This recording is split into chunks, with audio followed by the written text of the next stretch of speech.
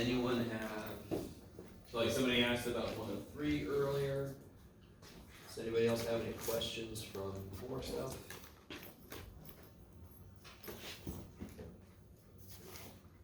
You guys doing okay? Alright. Just to remind you guys, I'm in the classroom roughly half an hour before class starts. So if you're able to, you can come out early and ask whatever questions you want. I've got office hours, it's crazy. If none of that works for you, you can email me and say, Jeff, here's 3 times I could meet you in your office. Do any of them work? And I'll tell you, right? So I can meet outside of the office hours I've set up. You guys with me? Because, you know, as a teacher, we're always curious if it comes across the idea, I desperately want all of you to do well.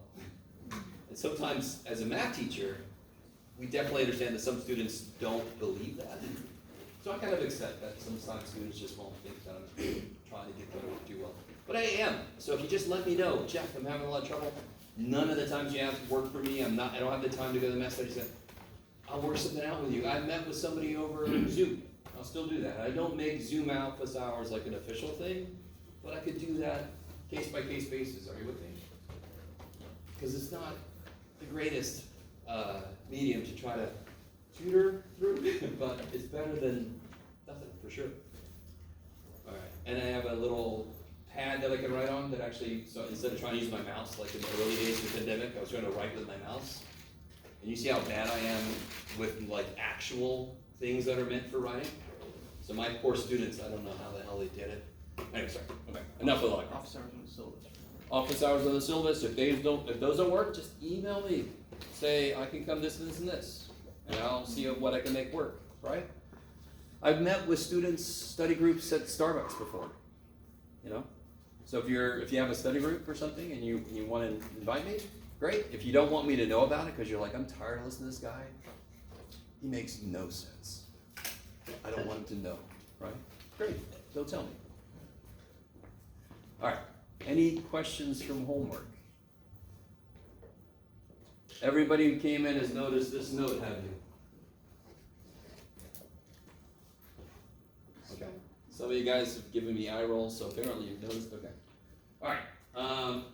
So if there's no specific questions, I want to do a concrete kind of example of some of the stuff we did last time. Oh, shit. Yeah, you could.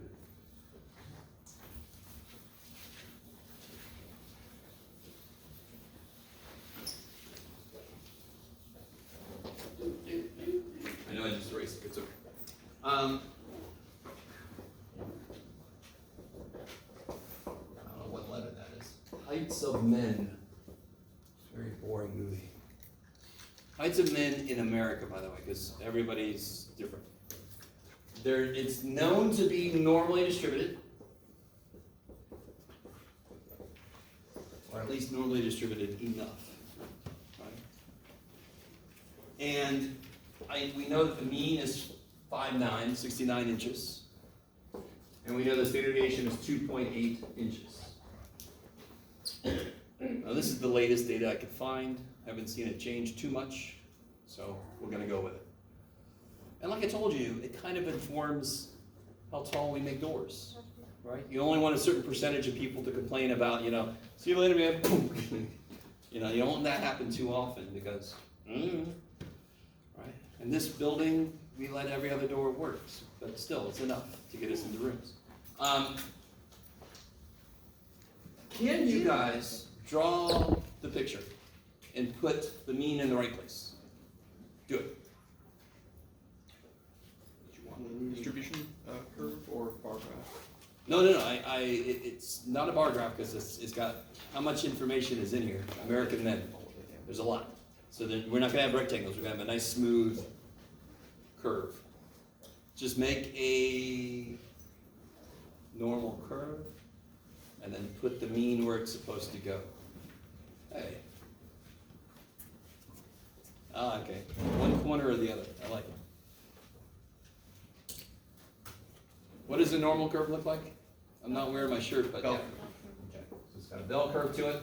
Where's the mean go? Right in the middle. Holy shit. And by the way, one semester I had a student that just could not do this to save their life, so I just said make a freaking triangle. I'm gonna request that you draw pictures, because not only will it help me see what you're doing, it will help you. So just get used to drawing this picture for yourself. You're gonna label it, we're gonna shade stuff in there, it's gonna keep us on track. Where's the mean go, sorry? You said right in the middle. Jeff, you can do it better. There you go, buddy. Now, standard deviation is 2.8 inches. Can anyone tell me what is one step up? Yeah, 71. 72. Oh. 0.8. All right, so I want you to finish that. I want you to go 3 steps up and 3 steps down, and I'll wait.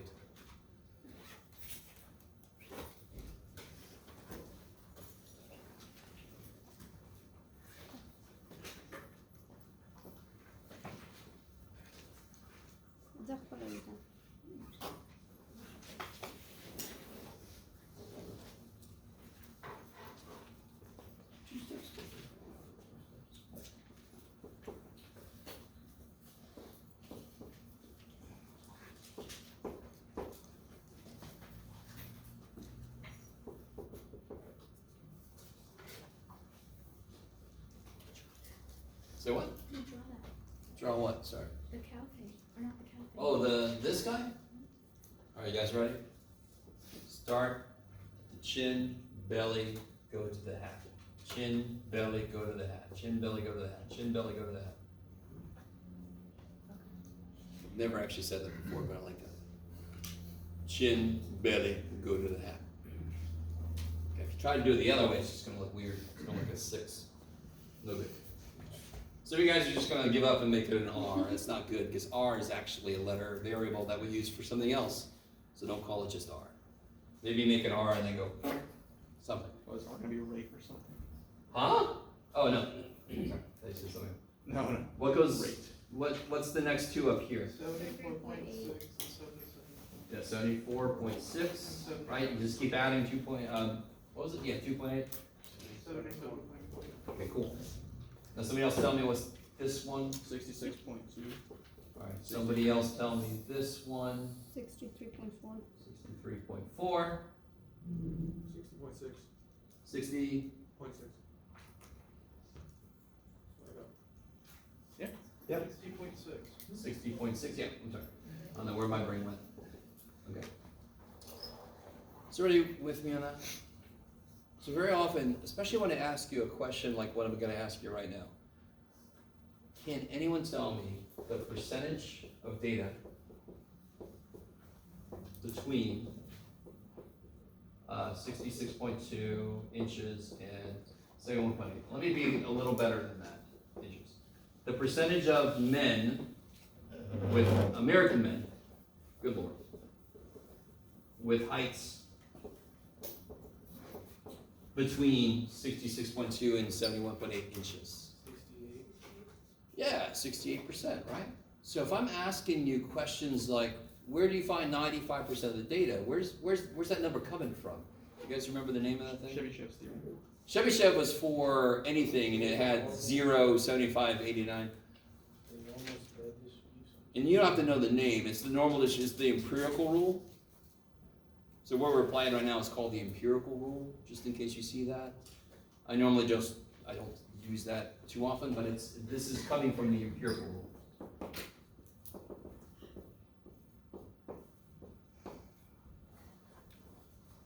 Real quick, does anyone know what empirical means? You're all like, you use the word, man. Somebody tell me, I don't know what it means. Empirical means by observation, fundamentally. I mean, it means more than that, but at the fundamental, it means by observation. So when I do empirical probabilities, I do it based on observations I make, right? So we'll talk about that later today. Empirical rule, because we created a bunch of normal distributions and then we calculated the percentage, and it always came out to be 68, 95, 99.7. So this is a rule based on observations we made by crunching the numbers for a bunch of normal distributions. All different shapes, all different whatever. Are you guys kind of barely? What was the percentage here? Say again? Sorry. So this would be 68%. Why is it 68%? which one is gonna work. You, So, one step up and down from the mean. and just to be honest, we rounded it so it's easier to remember. It's actually 68.28 or something, I can't remember. It's roughly 68%. Okay, I like it. Yes, How did you get 68%? crunch the numbers. That would be, all right, if you have taken calculus, I could show you.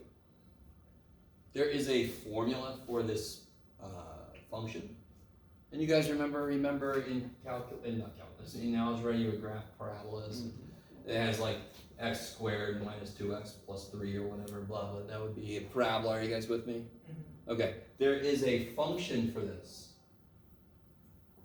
right? And what we're really doing, visually what I've just done is I've figured out the area in here. You guys kind of with me? Let me make sure you guys are really with me. Because what does the height mean in this case? Where are most men in terms of height? In here, right? Right at the mean, right? So the height is how many men there are. So if I find the area between two numbers, it tells me the percentage of men in that area. Area under a curve. Yeah, you got it. So if you take in, so one thing, and guys, don't freak out. I'm not going to suddenly break out into a calculus class. But one thing calculus teaches you is how do you find the area under any shape? So if I get some funky function, I want to know the area underneath it, that's weird as hell. So how did we actually calculate these numbers? Using calculus. Do we want to learn calculus right now? No. It's okay. It's fine. You don't need to. We're going to stand on the shoulders of calculus. Okay. So what if I ask you, let me do one more easy one and then one more difficult. What percentage is American men are between 60.6 and 72.4 inches tall?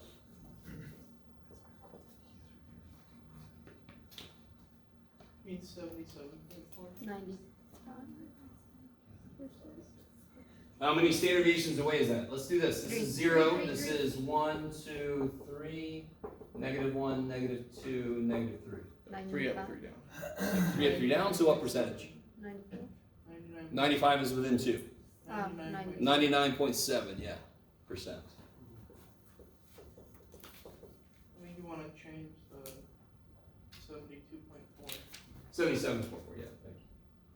Something didn't work out when I rewrote this. And that's within 3 standard deviations. Yes. So one thing I keep forgetting to do, I wanted to measure the height of the door actually and see what percentage of men. If the door was 74.6 inches tall, what percentage of men would have to duck to get through it? So basically, what percentage of men are taller than 74.6 inches?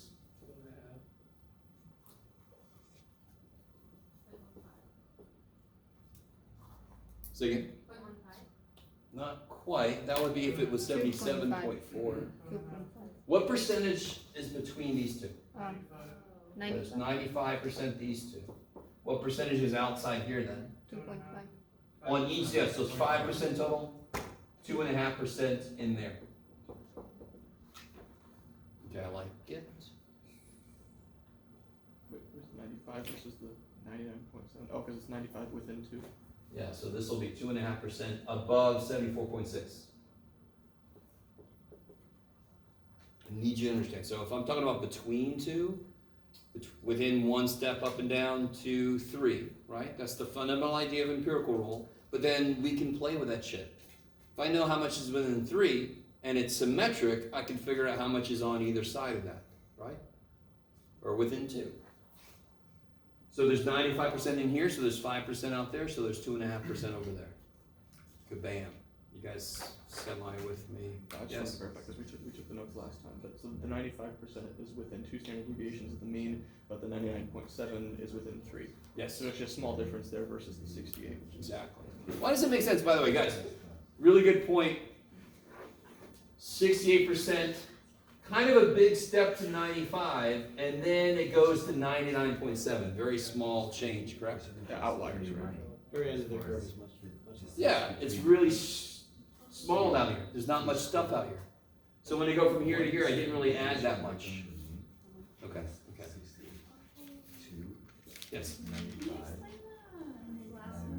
This one. Guys, all right. What are the only three numbers we know from empirical rule?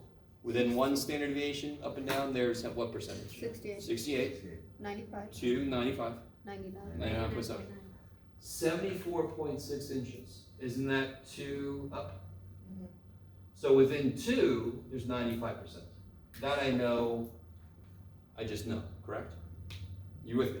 So there's 95% of the data in here. How much is outside of there then? 5%. How much is over there then? 2.5%. Is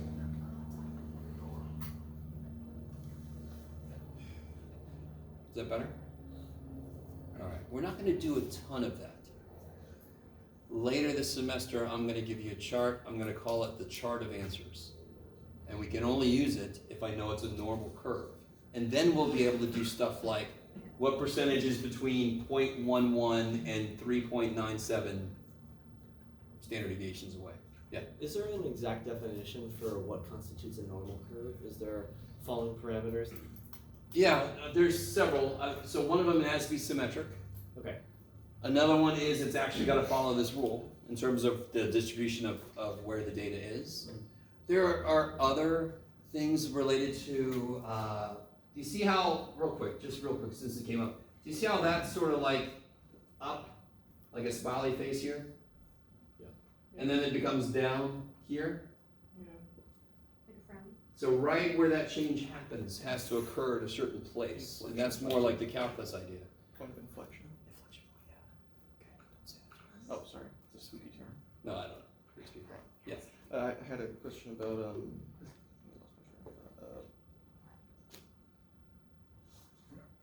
sorry. No worries, no worries.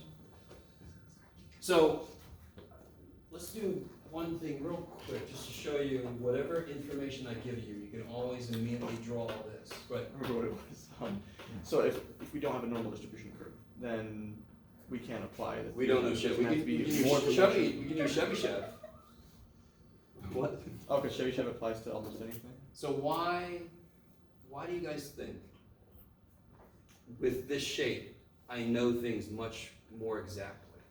Because somebody already figured out. Well, because the Symmetrical. shape is well defined. Yeah. Right? So even, and real quick, if I had a different distribution that was skinnier, then the standard deviation would not be as big. So I wouldn't take as big of a step up and down, so actually I'd end up catching the exact same percentage. So if I try to widen it or shrink it, my standard deviation changes. So I always end up catching the same percentage when I go one step up, one step down, because if I try to smoosh it, my steps get smaller. If I try to pull it apart, my steps get bigger. I can never escape it. Does it make any sense? Yeah, because it would only change if the actual curve itself wasn't normal. Yeah, exactly. Is there a point that you would go like half a standard deviation? Of course, yes, and that's later. So empirical rule is good. We can do quite a bit with it. There's a lot of shit we cannot do. So right now, for example, is there a data point that has a z-score of negative 0.27? Is there a data point that has a z-score of negative 0.27? Yes. Yes. Somebody could have a height where their z-score would be negative 2.7. In fact, let's do this right now. But would that mean they're below the average? Beautiful. So if you had to give me a rough guess, you would at least say they are less than 5'9". They're less than 69 inches tall. Are you guys with me? We would know that much just from the fact that it's negative. I want you to be able to tell me exactly how tall they are. Of course you do, Jeff. You want all kinds of shit. Wait, I have a question. I'm not going to raise all of it. What's up? What does the empirical rule state? Within one standard deviation up and down, there's 68. 68%. Oh, it's the thing we learned yesterday. That's what it says. So If I know it's a normal he's distribution, Chebelum? huh? He's Chebby? Sorry, Chebelum's theory? Chevy Chevy. Chebby. I like it. The cerebellum theorem was, Chebyshev's theorem is, within one step of any distribution, you can catch at least 0% of the data. And if I stop there, you're like, good job. If you think about it, that's not very, ooh, way to go, buddy. But the minute, and again, all of you could make up a bunch of numbers. You could just make up a bunch of numbers. Every single one, you can make it as insane as you want to, and I would bet to you that if I go 2 standard deviations out from your average, I will catch at least 75% of the data. No matter what the shit you do, I need you to understand. So, the first thing Chebyshev says is stupid. To take one step up and down, you're gonna get at least nothing. All right, well, oh, thank you. Good job. How many do you think you're gonna find? At least 0. Going out on a limb, right? You guys kind of understand? So far, at the first step, stupid. You're like, good job, Chebyshev. How long did it take you to do that? But I need you to, this is so cool. Do you understand? Can you sit down and just make up a bunch of numbers? Yeah. Couldn't you try to make them as weird as you can? Make them like 4, 4, 4, 4, 4 squared root of 17, 38, 100 million, 2, 4, 7, 3, 9.7, 9, negative 1. I don't care what the shit you do. If I calculate the average and the standard deviation, and I go 2 steps up and down from your mean, I will always catch at least 75% of your data. I don't care what list you made. That's what the hell the guy said, right? It's pretty powerful shit. Right? Okay, I like it. Yes. I figured out the height. Now that by itself, that's Chebyshev. And what kind of distribution does that work for? Every. Empirical rule only works for Bell curve.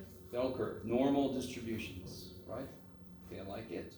Now, can somebody remind me of the z-score formula? Oh, x minus the median divided by standard deviation. Careful. Mean. Oh, mean. Okay. So the one that won, the measure that won the centers battle, the measure of centers. Remember how many measures of center do we have? We had mean, median, mode, mid-range. They all start with M. It's weird. Okay. The one that wins is the mean. That's the one we use most often. So that's what we built this off of. You guys all with me so far? And we talked about this formula. We talked about how this relates to the definition. Now, can somebody tell me, if somebody had a height that was 0.27 standard deviations below the mean, let me say this again. This person has a height that is 0.27 standard deviations below the mean. You with me? Yeah. Could you figure out what the height is? Yep. Don't say it. What's the mean? 16. And am I gonna go up or down? Going down. How much? 2.2. 0.27 watts. Oh, the standard deviation, which is 2.8. Yeah, Yeah. of the standard deviation, 2.8. You guys all agree that's what that says? I can read this in English. The mean minus this many steps. Isn't that how we freaking made this number? Didn't we take the mean and subtract one z-score, one standard deviation to get here? That's why it's one z-score down. Are you guys with me? We've just done partial of one. It's not a whole step. Yeah, this is just going like almost a little more than a quarter of a step down. Is what you guys, 0.25 would be a quarter of a step down, right? So I'm going just a little bit more than a quarter. Where do I end up? At 68.244 inches. Yeah, what is this? This is roughly Oh, 0.756. 7.756. Right, and so you get to 68.244, Yes. roughly? Okay. Blah, blah, blah. Exactly. Yes. So if you are 5'8", or let's just say 68.244 inches tall, your z-score of height amongst American men is negative 0.27. I like it. My z-score is like just about here, which explains why I didn't follow my dreams of becoming a basketball player. I have a good fadeaway shot, but I can pass through people's legs because I'm down already. All right. Does that help out? So that's the connection. I think you guys guys are all cool when I put 1, 2, 3, but you really think about it, I added 1 step, I added 2 steps. So if I had a number that wasn't a whole number, who cares? If I want to get a negative 0.27, I subtract 0.27 standard deviations. That's how I get down there. Now very quickly, here's the part, I don't know, we'll find out. I'm not going to make any judgments for you. So I've already got all this business. I'm going to erase this crazy stuff. You ready? Okay.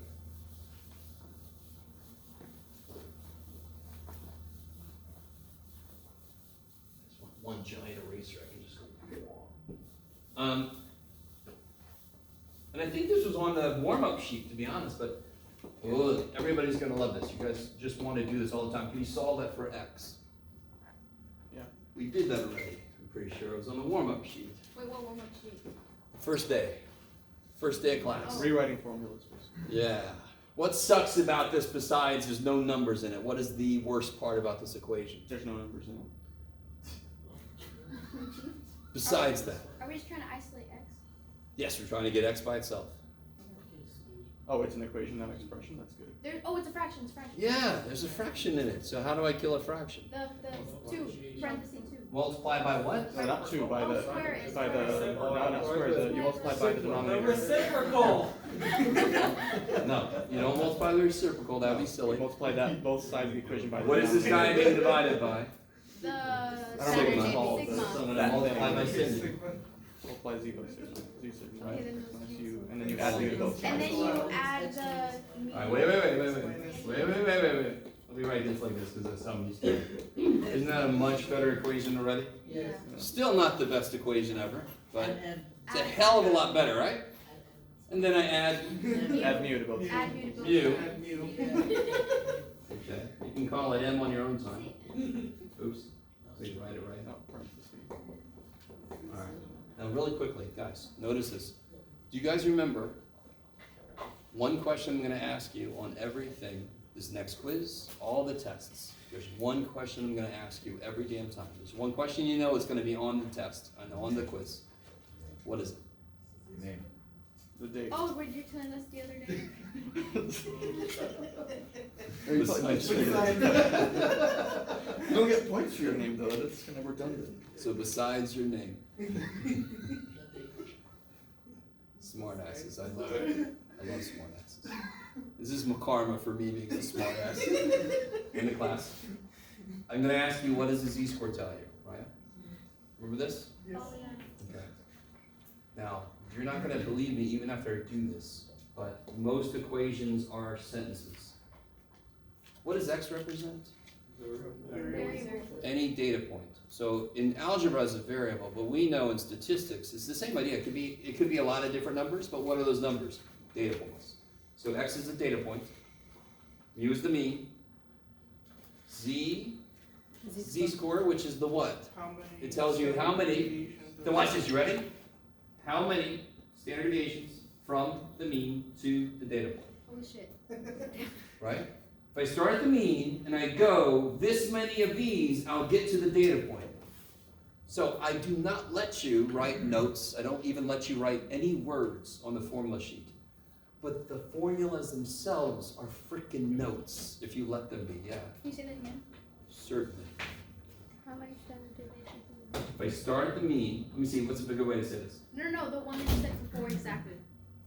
This, I don't know. the standard You were like deviation the z-score. z-score. The data point is this many standard deviations from the mean. Great. So what's the z-score tell you? The number of standard deviations from the mean to the data point. Now, what did we just do? Does everybody agree that this just makes physical sense? This equation we came up with earlier. Because the question was, what height is 0.27 standard deviations below the mean, correct? This is the mean, yes? What was the z-score? Oh shit, I erased it. But what was the z-score was negative 0.27, right? Z was negative. And this was the, Standard deviation. it's a formula, right? We used the formula before we even knew it existed. Because what does a formula do? It captures an idea.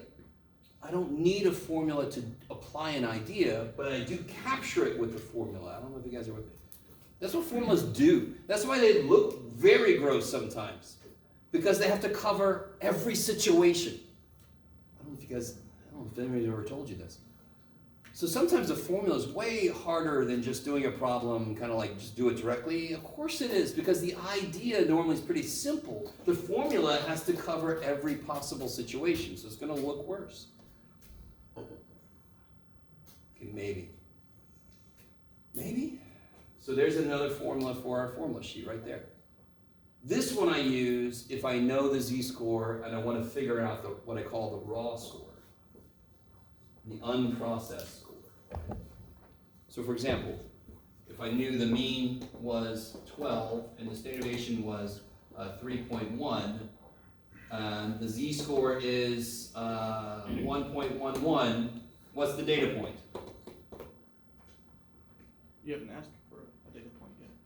No, it's bigger. No, you define the data point through what you have. Or Yeah. This tells me this many of these from the mean, right? Yeah. So even without the formula we could do it, but now it's just a bunch of plug and chug, correct? Mean plus z times standard deviation. This many of these from the mean. That could be Whatever negative the hell too. that is. Huh? From up or down, so that could be a plus or minus. This could be a minus. Yeah, if they tell me it's a negative, then I'm going down. I expect my answer to be lower than the mean. So in this case, I expect my answer to be bigger than 12. If it isn't, I've made a mistake. Do you guys see what I'm saying? Positive z-score, bigger than the mean. That's the whole meaning. Negative z-score, smaller than the mean. Are you guys with me? No. What's up? No. You okay? Yeah. All right. Was that involuntary? All right. If you're not with me, it's okay. Well, it's not okay, but tell me.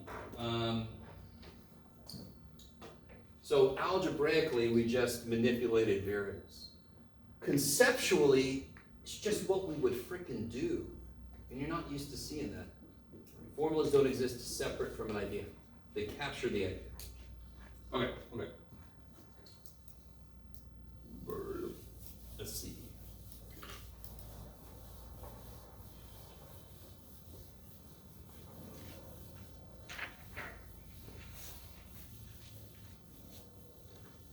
So, the kind of problems I like to give you are basically exactly the kind I just gave you.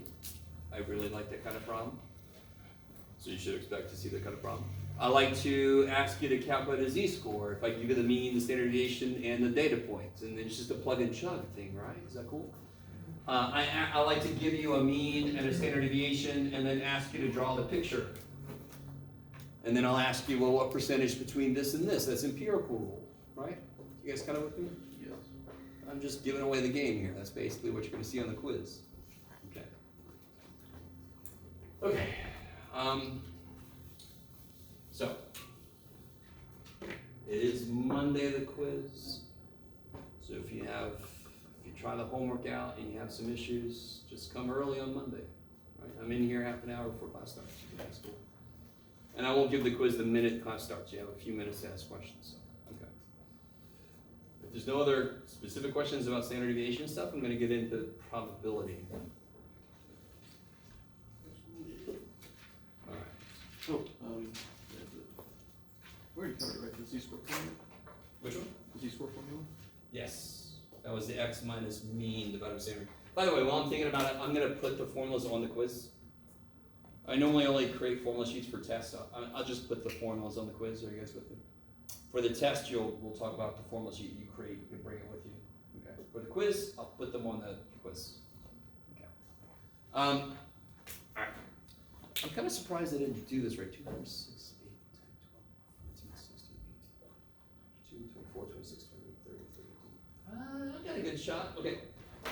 I don't think we've done this yet. Have I asked you to write your date of birth on a piece of paper? No. Okay. Everybody take out a piece of paper. I need you to write your credit card number. No. I'm going to play along with you. If not, I need you. I was born September 21st. here, we'll put it. So I have a whole song about my birthday. So I'm going to write down on this piece of paper, I'm going to write very large so that somebody in the back of the room could read it. I'm going to write a 21. You guys with me? 21? Because I'm September 21st. Others. You just want the day. I am not trying to say I'm 20 years old. Don't think that would fly. It's been a long time since somebody asked me for that. I still remember the last time. And then I walked in, I'm like, I don't know how to feel about that. Is there any guys? So if you were born March 7th, you're gonna write a 7. That's all I wanted. You with me? Oh, you just want a birthday? If you were born December 25th, yeah, I just want a 2-5. Everybody with me? Don't put too much information. I can't read it from this far away, especially with one good eyeball. All right, let's find out if everybody really understood. So let me ask you this question before we get started. What do you think is the likelihood that 2 people in here have the same birthday? A lot. Fairly high. Same, Like at Day least you were half. born. not the same year, but same day. The exact Same same day, day. same year. Like 2 people born March 11th. I thought you just said you wanted to have the number, not the. I'm gonna call you by month. You understand? No. Come on. Same day. All my January babies, please raise your paper. All my January babies, raise your paper. Oh my God. This is 8? Okay, 8, 20, 27, 3. Okay, no birthday twins yet. Jay. Thank you, okay, I heard. February babies, Date. 11th, and you own the month, dude. February, by the way, happy belated birthday. March, these are upcoming 2nd, oh my gosh, wait a minute. 26th, 2nd, 18th, 5th, and then a number. 1993. All March, wow. Almost, who's 18? Oh man, alright, so close. By the way, I would automatically discount twins and so forth, right, I have to do that, I've had to do that some years. Where are we at? March, April. April babies, I got 20th, okay, so, yeah, like I just said. You guys can't count that. Oh, come on. 6th That and is one 26th. person. No, alright, so you're twins and birthday twins, which is not really surprising. Let me see, January, March, April, May. May babies, maybes. 9, 27, 39! I'm sorry, I got way too excited. I'm just so happy when that happens. You guys are birthday twins. 7 and Do we get 17. triplets? What is that? 7? 7. 17? 7, 17, okay. April, was that May? Yeah. June. I'm a math guy. Leave me alone. 21st and 2nd. Good day, number wrong. May. That was June. July. July. Your day's wrong. Yeah. What does that say? Oh, 20. Okay. I said 0. 14, 15. That was close. August. Thank you. August. Wait. Oh, 7. First 7. Hey. Oh, 7. Oh, holy shit. 27. Both of you A lot guys. of seven. Right here. Yeah, it's funkadelic. And you guys were 7? Yeah. Okay, that's 3 so far, right? But, all right, let me stop. Finish this up. What was that? August, September. Now in September. Okay, thank you so much. September, I've got a lot to keep track of. 17th, 9th, 13th, 21st. Okay. October. 11th. Oh. God, it's your month. November. There you go. 3rd. Okay, November 3rd. And then December bebes. Oh. 1st, 13th, 10th, 18th. Okay.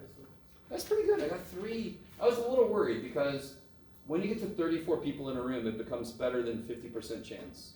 So we had about 37 people in the room. I'm like, there's only one semester for the, you ready? I don't know if I said this to you guys. I've been teaching for 26 years. There's only one semester in those that I had one class that didn't have twins in it.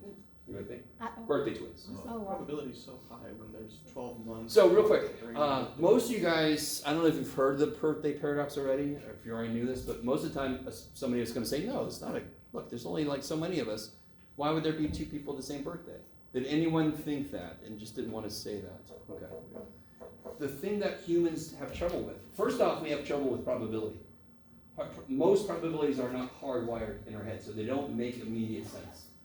We do not understand how many pairs of people I could make. What increases the probability of something? More chances for that thing to happen, correct?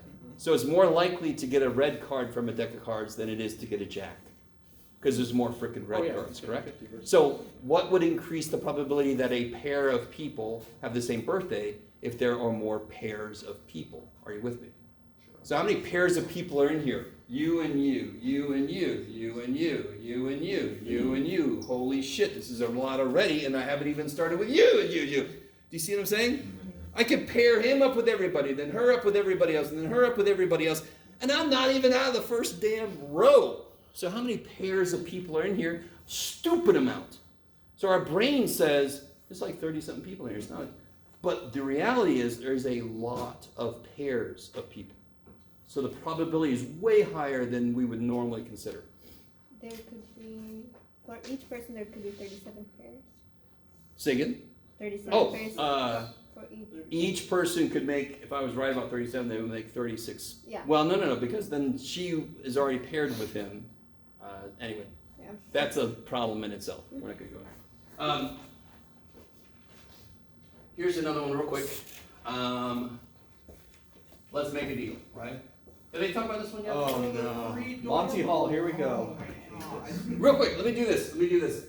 With Let's Captain do this. Holt. I want to I don't start. like that. Watch it. Training. Watch it. Okay. Let's say there are 100 doors. Are you with me? There are 100 doors. I don't want to sound like Rod Serling. Ahead. It's 100. No. You're at the end of the, so I'm not going to go through the let's make a deal. Blah, blah. There's 100 doors. You're in a game show. Behind one of the doors is $500,000. And behind all the other doors, there's a little goat. Right? Now, you might have gone on the show to get a goat, but $500,000 will get you a lot of goats, right? So you want to get the money, correct? I would hope. Thank God I didn't get the money. Yeah, the taxes on. Pick. Who wants to pick a door? Me. Pick a door. Any door 1 through 100. 7. 7. So you picked the door number 7. Everybody with me? She's picked door number 7. I open every other door besides door number 57. I open every other door and I show you spider goat. All right. That's my little goat. I'll put the greatest of all time goat. So, blah, blah, blah, blah. I open every other freaking door except for door 57. And I show you there's a goat. And then I ask you, do you want to switch? Wait, why would you open 57 if I said 7?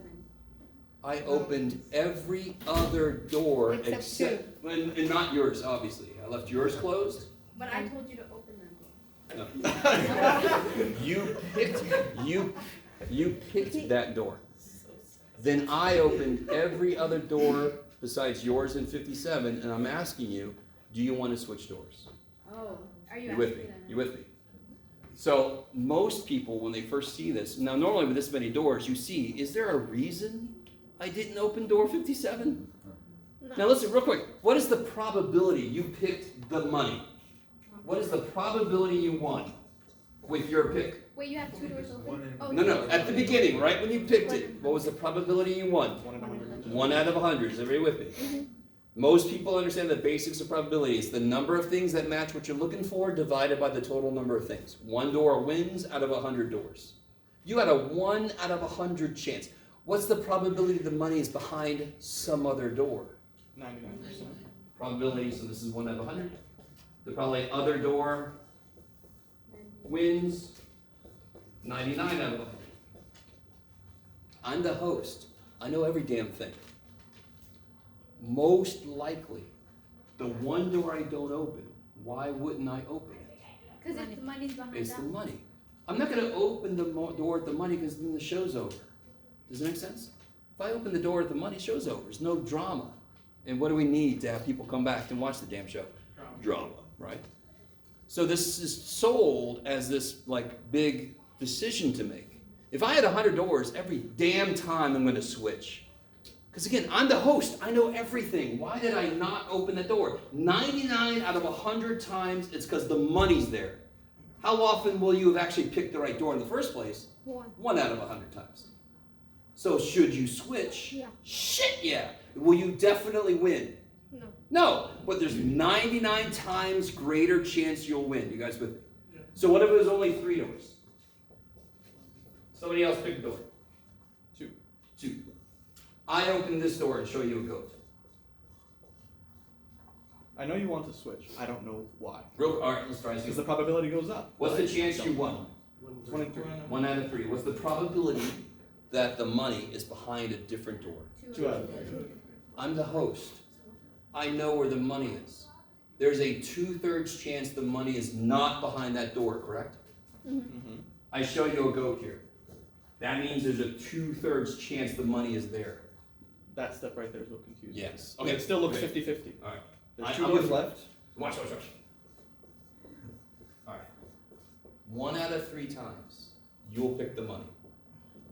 1 out of 3 times, you'll pick the money. And then it doesn't matter which door I open, correct? You with me? Yeah. Are you with me? You with me? I mean, that much we have to be okay with. There's 1 door, there's with money, there's 3 doors. So 1 out of 3 times, you pick the money. And then it doesn't matter which door I pick, it's going to be a goat. And if you don't switch, you win. You with me? Yeah. That's one situation that could happen. But 2 out of 3 times, you're going to pick the door that doesn't have the money. So you would pick, so let's say the money is here. You would pick this one, or you would pick this one, right? You with me? No. 2 out of 3 times, you would pick the door that does not have the money. Is everybody with me? Yeah, your chances of not picking Which the door, if you pick this one, and the money's here, which door am I going to open to show you? This one. If you pick this one, and the money's here, which door am I going to open to show The you? first one. That one. So 2 out of 3 times, you should choose the other frickin' door, because I just showed you. Oh, this door didn't have it. Well, it was twice the chance that it was behind some other door. Okay, now, if you still don't quite get this, that's okay. Because the real point of this example is probability is not hardwired in us. It's not instinctual at all. Very basic probability is living in San Diego. When it hits a certain time of day, do you sometimes stay where you are for a bit? Yes. You guys know, because the probability that the traffic's going to be bad gets higher. You with me? So back in the day when we were first, evolving, there was a chance if it was the sun was in a certain place, that's when these certain creatures would be feeding. I'm not going to go do anything. Are you guys kind of with me? So in terms of survival, we know those probabilities really well. They're instinctual because they have to be. Are you guys at all with me? Most probabilities, like this shit wouldn't help me live. So it's not instinctual. It makes very little sense immediately. I'm hoping that some of you guys it makes more sense. I don't know. It's not necessarily the best I've ever explained this, but okay. All right.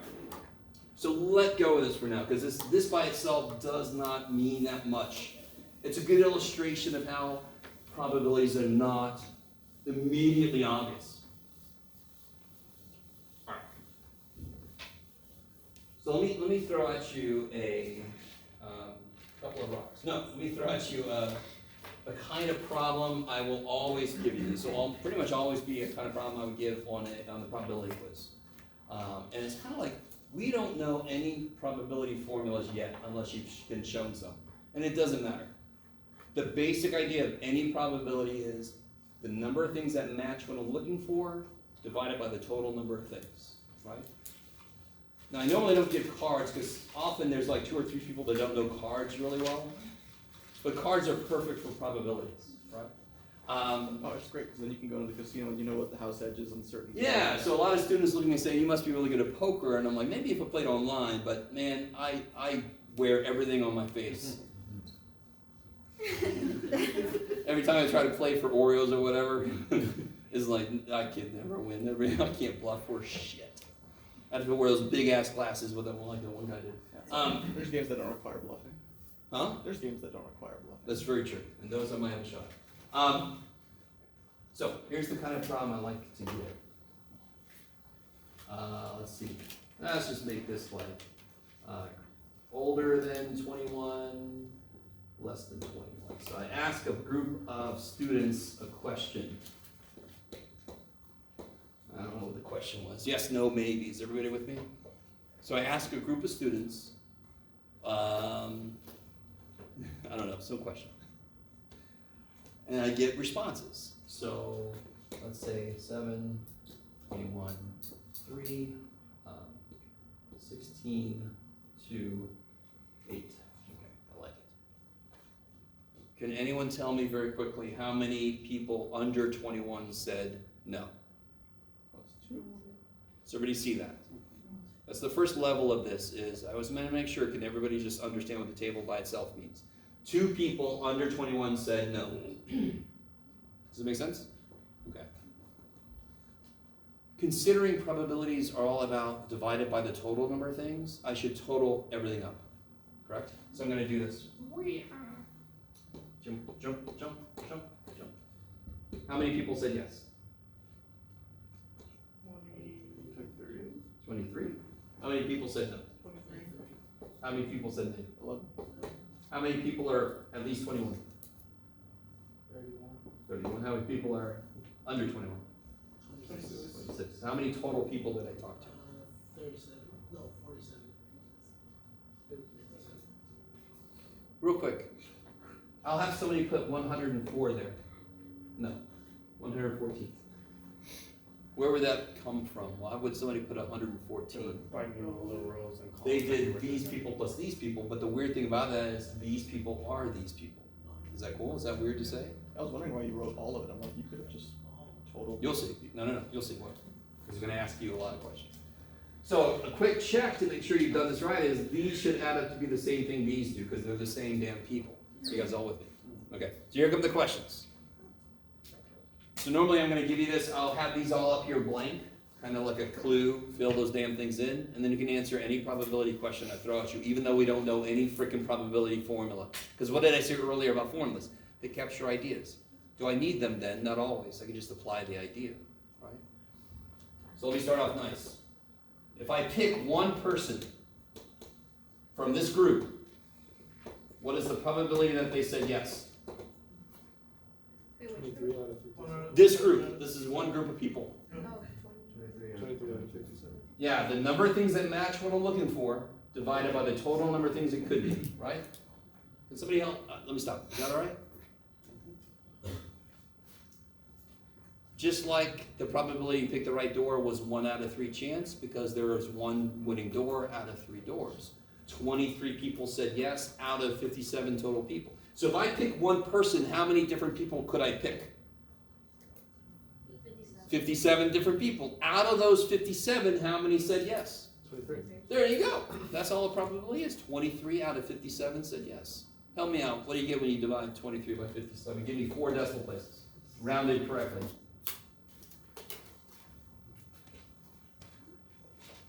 You sounded all stern, Jeff. Nobody's going to want to answer. 0.4035. 4035?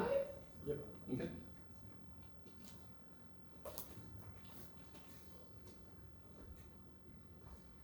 Probabilities, I always want them 4 decimal places. And again, later this semester you'll see why. When you're older, you'll know. I'm sorry. Later this semester you'll see. So that's good so far. I mean, you guys know, I know you know this much about probability. We're going to make things a little bit niftier though eventually, but all right. So real quick, what's the probability somebody is less than 21? 26 out of 57. 26 out of 57. 119 is about 0.05, so that'll be 0.45 something. What is it? 561. 4561. And if you want to, you can make this into a percentage. 40.35%.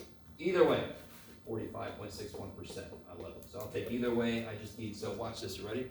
On this kind of question, this is the work. That's the answer. You can make it a percentage if you want to. But If you don't show me this, if you don't show me this, you haven't shown me work. Sorry, but you also require the decimal. We can't show you the fraction and then You jump can't to the stop. percentage. That's the answer. It's the work. That's the answer. Yeah, You we can make it a percentage if you want to. but we can't skip the decimal part. Yes. Okay. Now, let's ask some more interesting questions, right? Because I can ask those kind of questions all day, no big deal. Who cares? So what is the probability that I pick somebody who's at least 21, or, no, let's do and they said maybe. Eight out of 57. 67, 3 out of 57. See again? 3 out of 57. Okay, we got a vote for 3 out of 57. Yeah, At least 21. 3 over 50. I got another vote for 3 out of 57. Huh? 8 out of 57? I got one vote for 8 out of 57. Be careful, I said at least 21, right? What about five? Oh, less than 21. Yeah. Huh? Five? 5? Where would that come from? Wait, what's the question? Because The probability that I pick somebody who's at least 21 and they said maybe. So, real quick, and versus or. And is less, more, or. And always makes it less than. It always makes it smaller. Yeah. So, or always makes it larger. So, You have two possibilities. Have any of you guys ever applied for a scholarship? Yeah. I remember back in my day, kids, when I walked uphill both ways to school, there's this giant frickin' book in the financial aid office. We didn't have a lot of computer stuff yet, right? Those are nifty new things.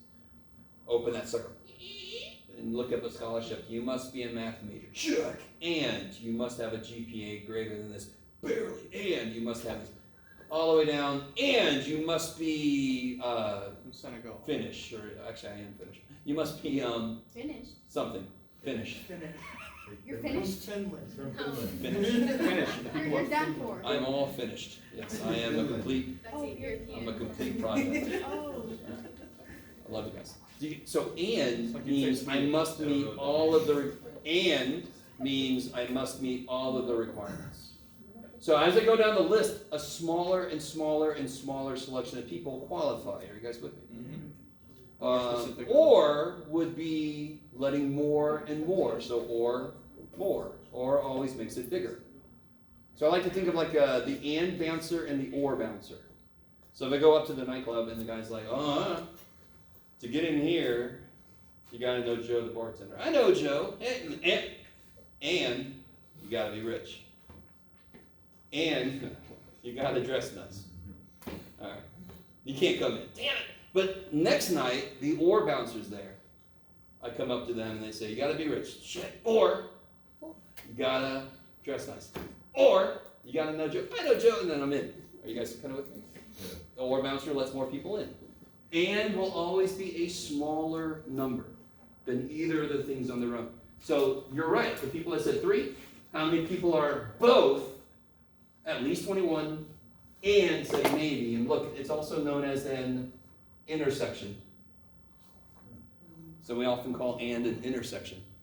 It's where the two ideas intersect. So this would be 3. Now what's wrong if I just put 3? To do 3 divided by 57. Yeah, the really big problem is what's the biggest a probability could be in terms of a decimal? 100%, which is 1. 1. So if you give me an answer like 3, you're going to lose the most points. Because you've got to know right there, it's no way the answer is freaking 3. That's 300% chance. Right? Are you guys with me? Wait, so it has to be 3 out of 57. So it's 3 out of 57. Yes. And that goes in 119, so it's about 0.0526. Okay. Or 5.26%. Wow. My dad can do fractions of 6. Is everybody with me so far? Nothing too crazy yet? Notice, do I have any formulas that we're using? We are going to develop a formula for and. Do we need that in this No. problem? No. So this is very strange to hear a math person say this. When I give you this kind of problem, do not use a formula. They make it worse. If I don't give you enough information to count, use a frickin' formula, right? Then you have to. So we'll do an example like that later. All right, so let's do an or. Let's probably pick somebody who is under 21, or they said yes.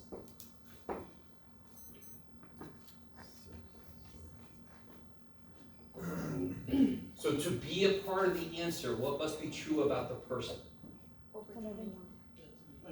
They could be under 21, or they could have said yes. Do you see that? Yeah. Yeah, let's see. 49 over 56. So watch this. If I do 26 plus 23, I've made a mistake, correct? You guys see that? Wait, what? Yes, If I do 26 plus 23, because you counted 16 twice. I've counted 16 people twice then. You guys see that? So it's I can't count 23? people twice. That's free. 32? Huh? 32. So here's a smart way to do this. How many people are less than 21? 26. How many people are less than 21? 26. 26 people are less than 20. How many people said yes that I have not counted yet? 7. 7. Okay. So I could just do 26 plus 7. Wait, Yes. Who is going to be a part of the answer? Every person that is less than 21, they're in the answer. Or you could include the people that said yes. so why wouldn't you say the 16? Not 7. That would be and.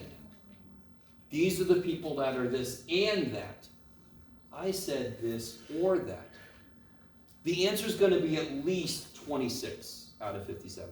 You guys see what I mean? Because you can be this or you could be this. So I've included more people then. So how many are this? 26. 26. If I say or you could have said yes, how many people do I add on top of this? 7. The 7 yeses that I didn't count yet, right? Oh, because 16 is part of the 26. So let me show you this. Yeah. Here's something that's more directly related to the formula. If I do take 26 plus 23, right? Stay with me. The mistake I made again was, if I do 26 plus 23, I have counted how many people twice? 66. So I'm going to subtract 16. So I just count them once. Does that make sense? And what is 23 minus 16? What is 23 minus 16? 7. Freaking 7. So either way you look at it, it's the same stupid number, right? This is closer to the formula. This is the one that is better. It's just more clever. You're like 26, how many didn't I count yet? 7. Work Yes. smarter, not harder. Say again? Work smarter, not harder. Pretty much, yeah. 16 from was that other people that said no or maybe at the top? Where are we at, sorry? The 16 is that you're subtracting on that side. Yeah, Oh, if I you- do you count less them than twice. 21, Yeah. and yes, But then- if I add these together, I've counted these people twice. That's what you Yeah. said. Okay. So, does everybody see that? And again, we're just still applying the basic idea of probability. How many match what you're looking for divided by how many total things. If I say this or that, the number that match what I'm looking for increases. It could be this or that, so now more things could match. And it's got to match every single requirement. That's why it gets smaller. You guys with me? So what do we get here? We get, either way you do it, you get 33 out of 57? Yep. Yeah, 0.5789. 0.5789. The formula you're controlling for the double counting. All right. So right now, I want to do a little side note.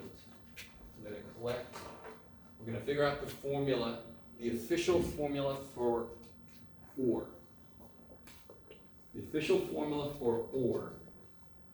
What was this probability? Under 20, under 21. Yeah, so we got probability of less than 21 plus, what's this probability? Probability of yes. Probability of yes, everybody with me? Minus, and what was this probability? Probability of under 21. No. Yeah. What was 16? How would you define 16? Under 21, that's a yes. said yes. Yeah, under 21 and yes. And yes. Okay.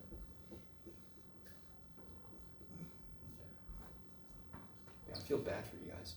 I don't I really don't organize well.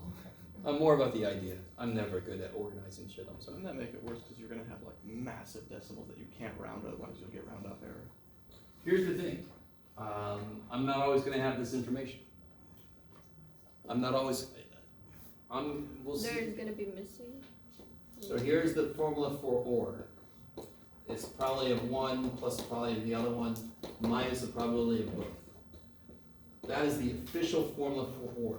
What's the only time I would use the damn formula is if all I tell you is something like this. The probability of A is 0.57, the probability of B is 0.13,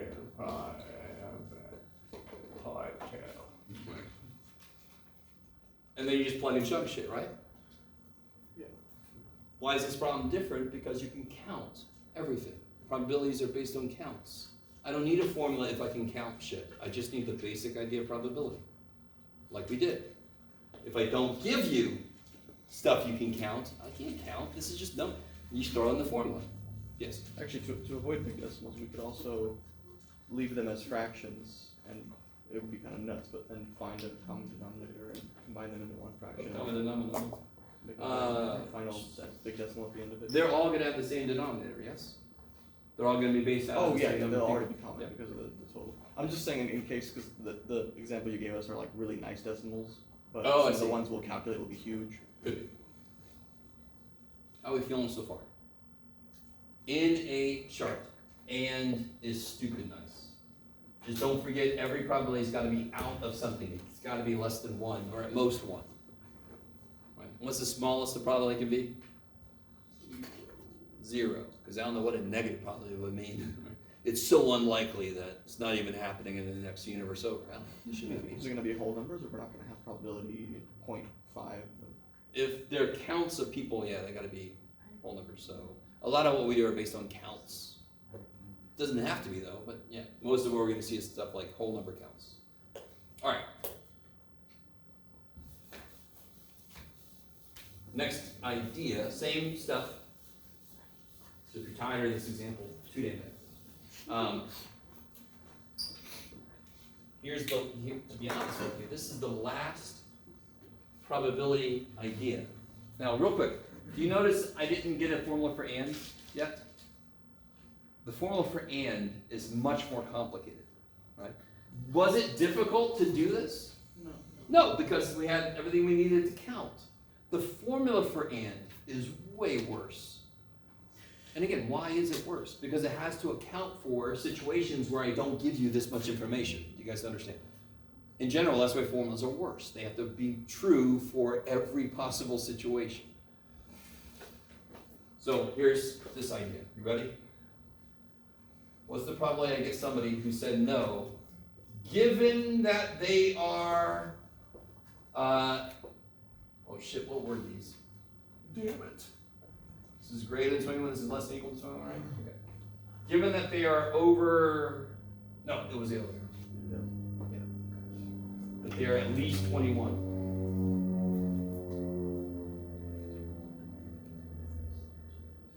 Now listen, every time we've done a probability up here so far, it's been over 57, correct?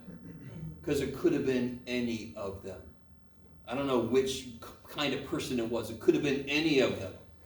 But what do we know about the person now? But they have to be over 21.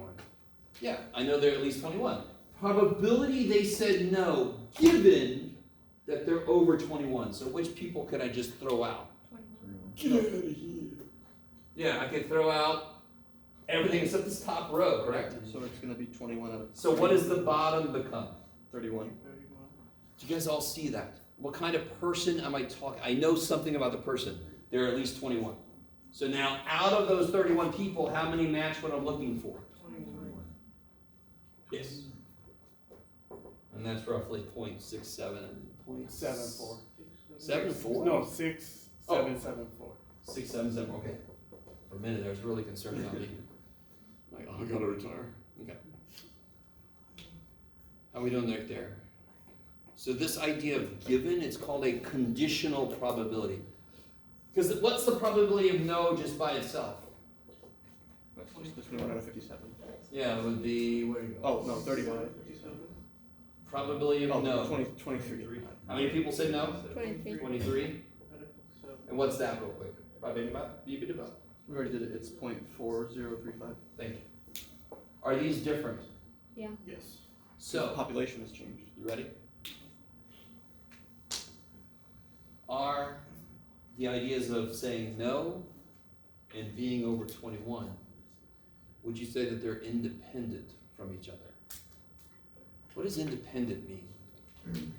If you're independent from somebody and they do something, do you care? It doesn't affect you. If you're independent from somebody else and they do something, do you care? No. No.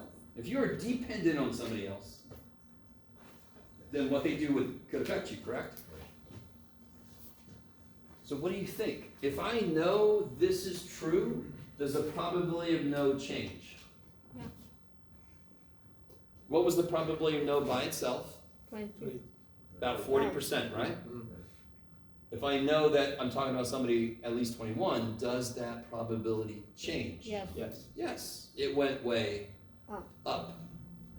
So these two situations would be dependent on each other. What's the probability somebody said no? It depends on if I know their age. If I don't know their age, 40%. If I know they're at least 21, 67.74%. Holy shit. You guys at all with me? Wait, explain that again. Sure. Please. Probably just somebody says no. 40% chance. Right? Okay. If I know they're at least 21, does the probability they say no change? So therefore, the probability they say no depends on if I know what their age is. And is that because you said? If I don't know what their age is it probably different than if I do know what their age is. But wouldn't that mean that they're independent? Because it doesn't really matter. Does the probability of no care if that's true or not? Yeah. Yes. What was the probability of no all by itself? 40% roughly, right? Okay. This came along and happened. Did the probability of no change? Yeah. So it does care. The probability of no gives a shit about if I know how old they are or not. Do you guys see that? Yeah. So when would they be independent if these two numbers were The same. exactly the same? Yeah.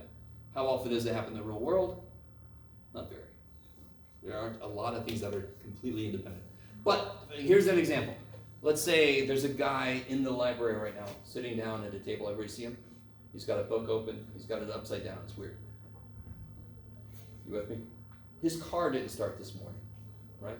Did that affect what you had for breakfast? No. All right, so those two situations are independent.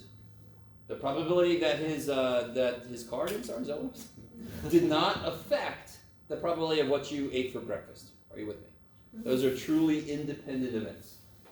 Although, you know, the butterfly effect, don't get on it. But a lot of things are dependent. The probability, the temperature of the room, could that affect how well you learn what I'm talking about? Yes. Yes, so those are dependent. The probability you learn what I'm talking about is dependent on the probability the room is hot or cold or whatever, right? Does that not make sense? Why would I care if the room is hot or cold? If it was very hot, would it be difficult to concentrate? No. Oh, okay. And another thing, this is bringing up a good point. The probability that a student could learn in a very hot versus very cold environment doesn't mean, if that probability goes down, doesn't mean anything about any individual student. If the probability that a student shows up based on who's teaching the class is lower for some certain teacher, does that have anything to do with any individual student? Could they still go to the class? Yeah. Yes, okay, good. So the general probability of a student learning something based on what the temperature is could be lower, but a certain student maybe doesn't care. Does that make sense? Yeah. Okay. All right. So those would be dependent upon each other? Yes. One thing happening affects the probability of the other. That's dependent. Just like this. Were they at least 21? Yeah. Yes. Did that affect what the probability of no was? Yeah. Yes, that's dependent. I love it. Yes. And is that because given is within that formula? If it was any other word, maybe instead of given? The only probability we've looked at so far, let me ask it this way. Well, you already know the answer. What is the only probability we looked at so far that examines the effects of one situation on the other? Okay. The given. That's the only one that gives me any idea of what one thing, how it affects the other one. Right? So if I wanted to test if two things are independent, let me write this up here. I'm gonna erase all of this. You ready? Wait. How did we go to 31? The Oh, given. Here? No, where? Oh yeah. Here. No, down. Here. Person, yeah. Okay, okay. The probability they said no, so I don't know what they said, correct? Okay. The probability they said no, given that they are over, or at least 21. Yeah. What do I know about the person? They're 21. They're at least 21. So how many people are we talking about? Huh, 31 people. Yeah. Out of those 31 people, how many said no? 21. So really what you can do is just cover the other ones up with a piece of paper. Because that's really what it does, it just throws everybody else away, right? Okay.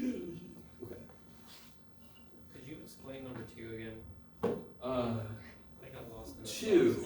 2? Probability Less that than someone is or- less than or. 21. Or? Oh, Or the or. greater than 20, less than 21 or y. What question? Oh, Twenty-five. this one. Okay, I'm sorry. That's number 4. Okay, yeah, I'm with you. So this one. All right. So the person could either be less than 21. So I'm going to include all of these people. Yes. Or they could have said yes, and that would include them also, right? So let me see. If I took from this class all the men, right? Or the people wearing glasses. Are you with me so far? Look around. Look around, everybody. Really make few people feel uncomfortable by just staring at them, right? You guys all with me? If I had all the men, in fact, let's do this. Can all the men, all the people who identify as male, can you stand up? See, I'm already standing up. Now, can all the people wearing glasses, now isn't there, you've got glasses on your head, so I'm going to call that counting you wearing glasses. You're wearing glasses back here, right? See, Jello just put his on. There we go, see? Everybody wearing glasses. Okay, that is an or. So when I say or, go ahead and sit down, guys. I know, you're looking at me uncomfortable like, please, God. Or says, if I said men, identifies as men or wearing glasses, all the men would be in there, right? Then I would add in anyone who doesn't identify as a man who's wearing glasses. Let me try to say that. It's been a long day. Anybody who's wearing glasses who does not identify as men would be added in. Are you with me? So when I say, where do you go? Less than 20, I'm going to count. All these people are counted, no matter what the hell I say next if it's an or. Or they say, okay, I'm going to add the people that said or that I haven't counted yet. So the men that were wearing glasses, they didn't stand up twice. They didn't suddenly become twice as tall or something. Your head didn't go through the ceiling like, stop it, Jeff. Go run outside. Hello. Sorry. You guys, do you understand what I'm saying? They were already standing up. So who's the only people I'm going to add on top? The ones that haven't counted yet that are wearing glasses. So less than 21. They counted these people. Did I count these people already? Yes. So who's the only other people I didn't count yet? Those people. Those are also wearing glasses. Saying yes. I know. I'm trying to mix the two. Okay. Does it make more sense? So or will always increase the number you're getting. And will always decrease because there's more restrictions for and. Yeah, okay. Same classroom example, if you said men and wearing glasses standing up, there'd be like 4. Exactly. Yeah. Okay. Oh. So let me erase this. I want to look at this given. Well, let me see. Before I erase all of this, let me erase this over here. We're going to create the formula for given.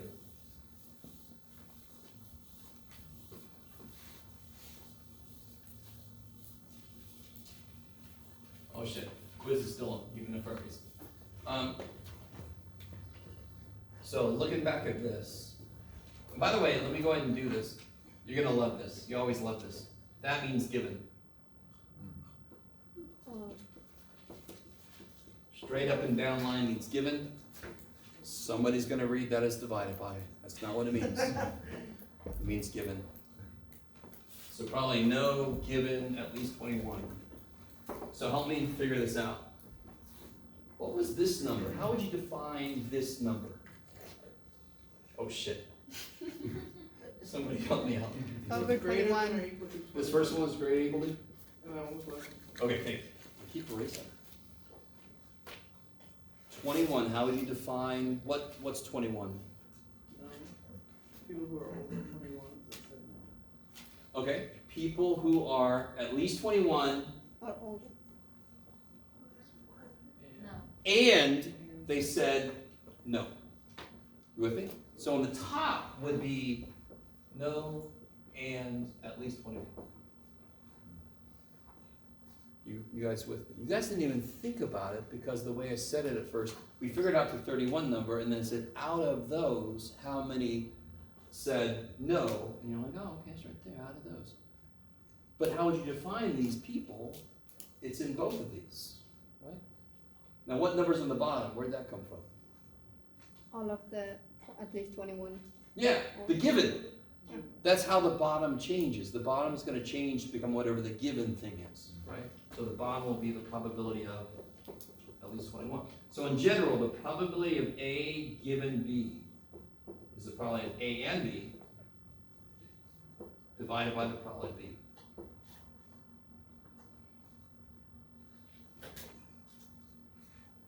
I love you guys.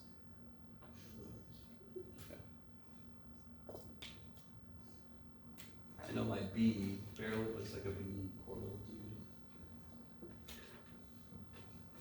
Can somebody tell me what would the probability of B given A? What's that? Probability of B and A divided by the probability of A. Good. How are these different? they're not. They're not. Good. Oh, it's supposed to be a B, okay. Yes, maybe. So they're almost the same formula. Just the bottom has to be what was given. Why does that make sense? Because that's the bottom is the total number of things it could be. That's the thing that makes it dependent. No. Okay. So now I can write this. The test for independence. If I ever ask you, all right, let me see. You guys see how I slow down sometimes when I talk? Very often I'm talking kind of quickly. When I slow down, that is a note to take for damn sure. If I ever ask you, are A and B independent, and you start writing a lot of words, you are wrong. Stop. It is a mathematical idea. Well, no, man, because you could be that. No, you're wrong. You're wrong. Okay, I'm just trying to help you. I'm not trying. You're wrong. You're all wrong. No, all right. How's your math teacher? Tells me I'm wrong all the time. So if I say are A and B independent, and what could A and B be? It could be yes or less than 21. It could be pick a joker or pick a jack. Whatever the situations are. Correct.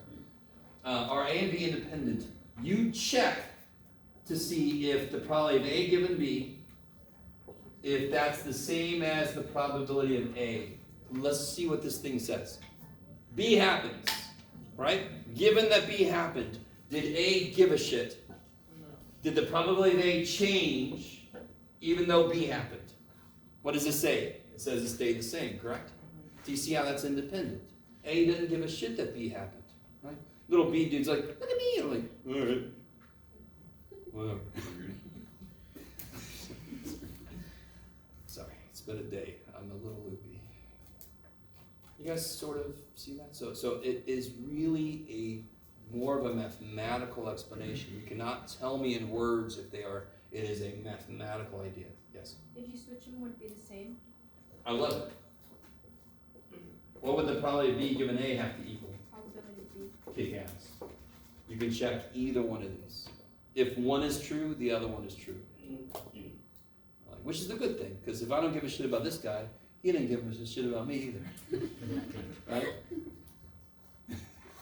So at least we're both assholes to each other. Which kind of cancels out. Okay. Now we're doing a lot today. I don't know if you guys have noticed. This is a lot. It feels like a lot because it is. Next class, don't get excited, because whenever I say that kind of phrase, people start to pack up. We're not done yet. Next class, I'm going to have like a practice sheet, and then the other side is going to be, what did I say the quiz was now? Monday. I'm going to write that down somewhere. So we have a quiz, no. Section 2-7 quiz is Monday, but the double quiz, which originally going to be, The 6th, so now the 11th. yeah, double quiz is now going to be on the March 11th, which is Monday, Wait, what's the double quiz? Probability. on your homework sheet, is the one about probability, chapter 3, right? So we're having, what, double means 2, what's the other one? Double means it counts twice as much and it's twice as long as a normal quiz. Oh, that's what you call it? I'm like, I genuinely thought it was like 2 different topics or something. No, I'm sorry. I used to call A it, larger I quiz. used to call it a mini test, and that freaked people out. Big It's like quiz. It's a big Big quiz. quiz. About, but it's just about probability. On the probability, on chapter 3, yes. So that's on your homework sheet. That's the only quiz that's on your homework sheet. This is the double quiz. All right. So next class, I'm going to have a worksheet we're going to work on in class about probability. On the other side is going to be a practice probability quiz that I'll have an answer key for the next time. Which is one reason why I used to call it a mini test, because I have a little practice key for you. Practice this. You guys kind of with me? So it's not that big a deal. Yes. What do you mean? The double quiz. It's like If you want to look at it that way, it counts twice as much as a regular quiz. So being twice as long, maybe the per kind of a point big scoring isn't as crazy. Huh? Sorry, I'm getting super into it, but you know, if it's twice as long but counts twice as much, each problem is actually worth the same as on a Exactly. quiz. It's like you're taking 2 quizzes in one. Double quiz, yeah. So Wait, you just confused me. no, don't worry about any of that shit. My bad. It's a quiz that you're gonna take, and I'm gonna grade it, and there you go. Can I have traces of many problems? That's all that really matters. Yeah, that helps actually. Okay. So you could each problem on a quiz is normally. We will right now. 1 point. So the last formula we have to create is the formula for and. And to do that, I have a very serious example, and I have a remarkably silly example. Which would you like first? The hard one. The Serious. No. The serious we want one? the silly Yeah, one at the end. Right. Okay. We like All right. let go. I like it. Yeah, I like yeah. it. Sorry. All right. So back in, I'm sorry, go ahead. For the given. So remember, this line means given. Say again? Oh, sure. Let's write all the formulas so far. So the probability of A or B is probability of A plus probability of B minus probability of both. And again, the formula is just showing you that if you add these separately, you've counted some twice maybe. Okay. Wait, say that again? All the formula's saying is if you add these together totally, you might have counted some twice. So I might have to subtract something. Yeah. If you remember the example we did, there were 16 that were in both. Okay. And we counted them twice, so we had to subtract them off. Okay. Probably A given B. Probably A and B divided by the probability of B. So the given is on the bottom. I like it. Now, serious one first. 1986. Oh, good. The year was 1986. Chernobyl. Many of you were nowhere near born. Young 14-year-old Jeff is in his English class. It's blazing in my brain. Do you guys know what happened in 1986 that a young space enthusiast like Jeff would be concerned about? The Challenger. It was unfortunately, I have to say this phrase, it was the first time that the space shuttle blew up, right? There was a second time? There was a second time. Launch The pad? second time was when the heat shields came off on launch, and when they came back in, the atmosphere got in and blew them up. And there's little parts all over Texas, for example, of the shuttle. I'm sure. Okay. All right. You guys kind of with me? 1986. The shuttle goes up. Jeff is living in Florida. We normally would go out and watch the shuttle take off. For some reason, we didn't. The announcement came over the loudspeaker. Jeff just breaks. I'll never forget. I'm in that first row near the door so I can get the hell out when the bell rings. I could see my class. We had just been reading a play. The loudspeaker came on, said it, and I can still see that in my head. Anyway, all that. Do you guys know why it blew up? Yeah, O-ring tolerances are different, depending on the external ambient temperature. Kick The ass. engineers tried to warn NASA, NASA told them to screw off. It's NASA's fault. And what are the O-rings? O-rings? Yes. What are they seal certain components of the engine. Beautiful. So in low temperatures, they don't do their job as well. So sort of, to make it really simple, they kind of helped make sure that certain, the gases and stuff were going the right direction, which sounds like an important thing. If they backflow, that sounds like it could be a problem. So why would I, so if there's a certain probability that it will not function correctly, sort of like if you really need to get up in the morning, might you set several alarms? Yes, Why do you do that? because I might Really sleep through good. the first one, Sure. or it might not work or something. Yeah, it might not work. If you live in a really bad neighborhood, on your front door, there's gonna be several locks, correct? Because you're like, if you get through one, you gotta really work on them. It's different types. I'm telling you, I lived in some where I had several locks on my door, yes. You guys with me? Why do we do that shit? Contingency. Maybe they get through the one, maybe they don't know how to get through the other one, okay. Maybe one alarm doesn't work, but the other one's gonna work, right? There's still a chance they both might not work, but that's very low, right? So if I need these O-rings to work, and they're basically valves that don't make sure that things don't go the wrong direction, wouldn't I have several in a row maybe? Yes. Right.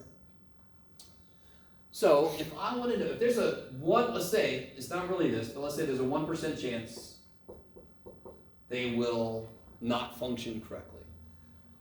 So I'm gonna know what's the probability that these both O-ring 1 and O-ring 2, they both don't work. It cannot be add them together, correct? Because then the chances would go up. That doesn't make any sense.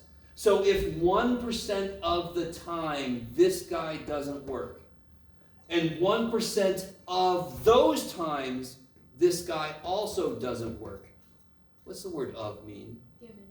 in mathematics? Sometimes. Times. So 1% of 1%. One? They both won't work. What is 1%? 1 out of 100. Okay, 1 out of 100 times 1 out of 100 is 1 out of 100, 10,000. Oh. So you have a 1 out of 10,000 chance. If I put a third one in, now we're starting to get to really pretty good small chance that I'm going to blow up, right? Which is what we all want, correct? That's all we want. I just don't want to blow up. Okay. You guys kind of with me so far? All right, so there's your sort of serious example. What's the operation that I use for and so far? Multiply, right? Here's a silly example, all right? Let's say I want to join some club somewhere, and they have this initiation thing. I got to walk down this hallway, and every 3 steps I take, somebody slaps me there, and every 5 steps, somebody slaps me there, right? How often? So 1/3 of the time I'm getting slapped here, yes? Yeah. And 1/5 of the time I'm getting slapped there, yes? Yeah. How often am I slapped on both? 115. 1/15. 1/3 times 1/5 is 1/15. Don't think too much about that. It's just a silly example, right? So, or is basically add, correct? Yeah. And it looks to be basically multiply. And sure enough, don't we have a formula where and already shows up? Don't we have a formula that has and in it? Yes. Yes. Can't we just solve for the damn thing? I was kind of hoping somebody would say that, but sorry. If I want a formula for and, can I just solve the damn thing? Yeah. How do I solve this for and?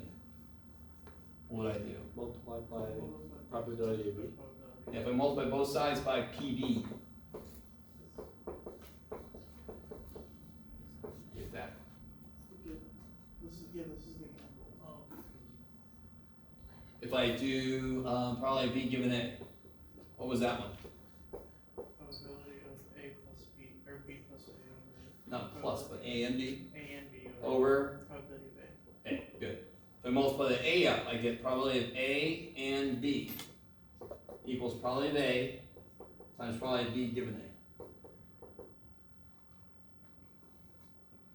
Now, real quick, if I just cover this shit up, do you see how the probability of A and B would equal probability of A times probability of B? Isn't that nice? Yeah. Do you guys see that? Wait, you lost me. Like you way lost me. Are you cool with this formula? Are you cool with this formula? Yeah. Okay, you have to be because you're talking. If you multiply that up, doesn't it just become this? If you multiply both sides by peanut butter. So why don't you have the probability be at the bottom too? Like right in there. What do you mean? For what? I see it right there. Probability of B times probability of A and B, but wouldn't it also be on the probability of A and B because you multiply it both sides? All right, let me.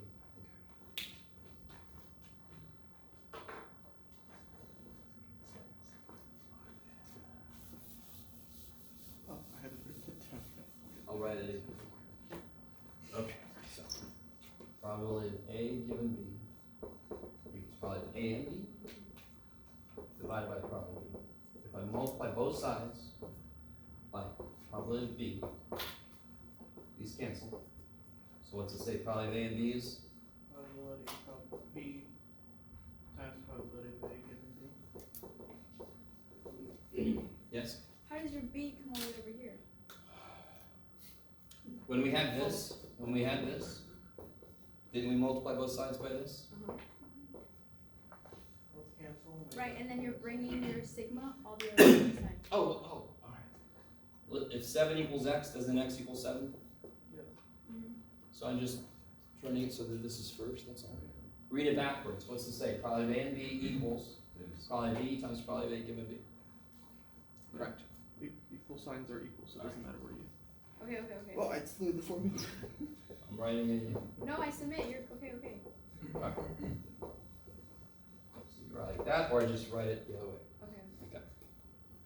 If I do the probability of B given A, I end up with this.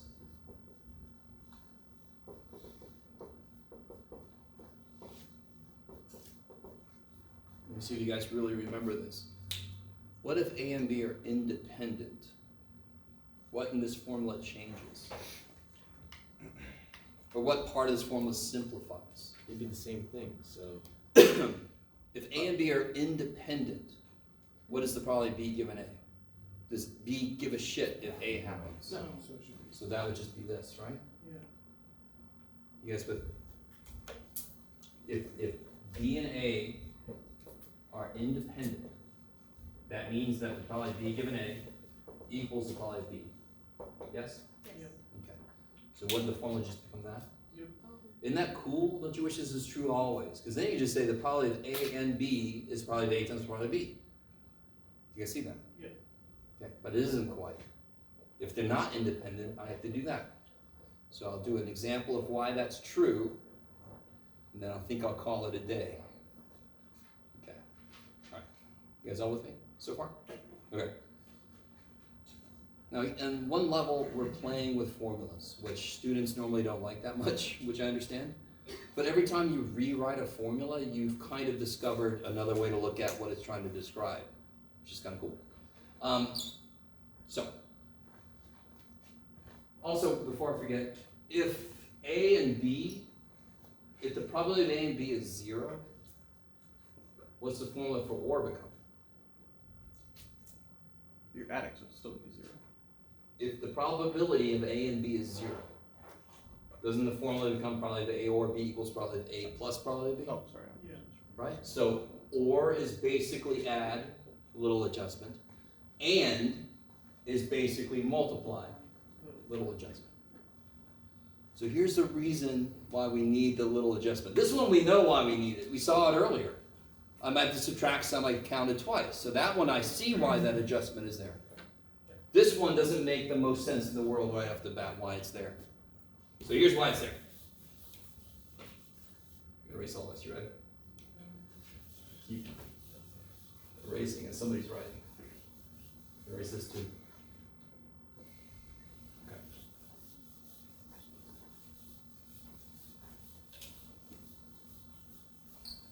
So watch this. Let's say I have, I'm just gonna do the classic. I'm not gonna try to do cards, even though that would make a lot of good probability questions. Let's say I have 4 red chips, 6 blue chips, and 10 green chips. Yeah.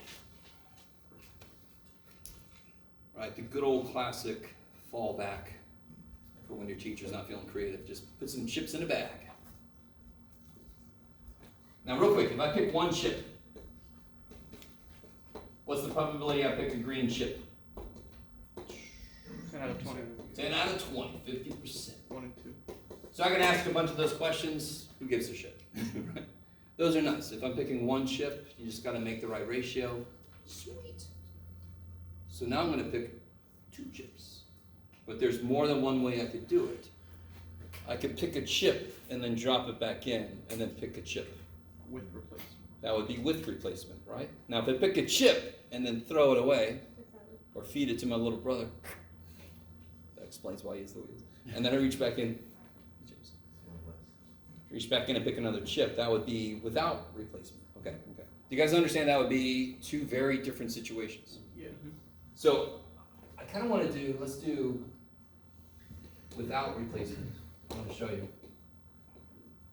So if I do it without replacement and I pick two chips, and I wanna know, it's probably I pick a green and then a blue. So 10 out of 20 and then 6 out of 20. 6 out of Yep. 19. Because we're taking one out. So, Oh, I'm sorry, that's the whole question. Yeah. the how many second are, one's gonna be lower. what's probably get a green chip? 10 10 out of out of 20. 10 out of 20. And then 6 out of 19 because you didn't place that one. And out of those times, I'll get a blue chip next some percentage. That's why it's times, and is basically times. But now, how many chips are in the bag? 19. Because I took the first one and threw it away, right? You guys with me? So is this next probability I am writing, is it equal to what the probability of blue was in the first place? No. It has changed, hasn't it? Yes. It is the probability of, so I did the probability of green times the probability of blue, given that I just picked green. So physically, you can see why this is, I got one less frickin' chip, so you can't escape that physically. Do you understand what I'm saying? But it also explains why the hell the formula is the way it is. This is going to possibly change based on what the hell just happened, right? You guys kind of with me? Yes. So no matter what, if I do it without replacement, the bottom is going to go down. If I pick 3 chips, it'll be 20, 19, 18, yes? So this will be 19, and what's on the top? 6. There's still 6 blue chips, 11. And then whatever the shit that is. You guys kind of with me? Yes. So with replacement, this instance they would be independent of each other, Yes. and then we Then this would really just be 20, it Yeah, would still be the yeah. probability blue. I love it, okay, okay. We'll do that in a minute, well, maybe. Ooh, I wanted to let you out earlier, but too bad for me. You're like, what? One more problem. What about the probability to get a red and then a red? Poor little red's like, what the shit? I want to get a red and then another red, and this is still picking 2 chips without replacement. What's probably the first dude? So what I normally do is this, I do a little hangman game. 2 spots, because I got 2 picks, right? Times, because it's frickin' and. And means times. What's probably the first dude's red. I haven't 4. done shit yet. 4 out of 20. 4 out of 20. 1/5. And then I throw it away. Get out of here. And reach back in. I don't like red. Well, and I get another red. What's probably get the red this 3 time? out of 19. Because there's 19 chips, and of course there's 1 less red chip, because that's the one I got first and I threw it away. You with me? So at least one of these is going to change if I'm doing it without replacement, because I'm losing a chip. In this case, not only am I losing a chip, I'm losing the same damn chip I'm looking for next, right? And then, of course, whatever the hell that is. So if I wanted to pick a red and then a red and then another red, it would just be 2 out of 18. You get what I mean, right? Eventually, they're going to run out of them. Correct. Yeah. You guys kind of with me? Yeah, 'cause after getting all 4, your chance drops to 0. Yeah. So then whatever the hell that is. 0.0317. 0 through. Thank you. So that's a nice concrete example of why the formula has got this given in it, because this could change based on what came before it. That's the whole idea. So a really big takeaway is and is basically multiply, or is basically add. That's going to help us in the future a lot. It's a nice fallback to go, oh yeah, that's what that is. Okay. All right. Oh, sorry, the or is adding, right? Or is basically add, and is basically multiply. Yeah. I feel like that's plenty. I've shoved into your brains. So Extra crispy today. extra. Is that the correct and formula there? Huh? That's correct and formula Yeah, you got it. That's one way to put it. All right, guys. I'll see you. Well, you know, because you could do. Just rewrite it. Yeah. No, you could do probability of A times probability of B given A. What? This one was starting with this given. If I start with B given A, I would get probability of A and B equals probability of A times probability of B given A. Right. Yeah. Yeah. Yeah.